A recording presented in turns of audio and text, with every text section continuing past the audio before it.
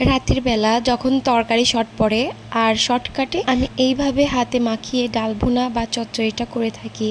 এখানে নিয়েছি ডাল, আলু কুচি, পেঁয়াজ রসুন আর লবণ, হলুদের গুঁড়া, মরিচের গুঁড়া, তেল দিয়ে হাত দিয়ে ভালোভাবে মাখিয়ে নিচ্ছি। পরিমাণ মতো পানি দিয়ে দিচ্ছি এখানে, যেন ডালটাও সিদ্ধ হয়ে যায়, আলুটাও সিদ্ধ হয়ে একদম পানিটা শুকিয়ে যায়, এভাবে দিচ্ছি। এরপর পানি দেওয়ার পর চুলার পর বসিয়ে দিয়ে চুলা অন করে দিয়েছি। এখন মিডিয়াম জালে এটা আমি রান্না করে নেব। এইভাবে ডালটা হাতে মাখিয়ে কে কে করেন?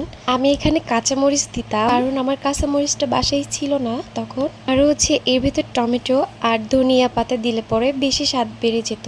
এগুলো না দিলেও ডাল ভুনাটা মজা হয়। এই তো আমার ডাল ভুনাটার পানি শুকায় আসছে, ডালটাও একটু সিদ্ধ হয়ে গিয়েছে, এরপর আলুটাও সিদ্ধ হয়ে গিয়েছে। কিন্তু এত অল্প সময়ে শর্টকাটে এত মজা হয় এই রান্নাটা, যারা রান্না করছেন তারাই জানে। এই তো ডাল ভুনাটা একটা বাটিতে বেড়ে নিয়েছি, এখন গরম গরম ভাত দিয়ে খাওয়ার পালা।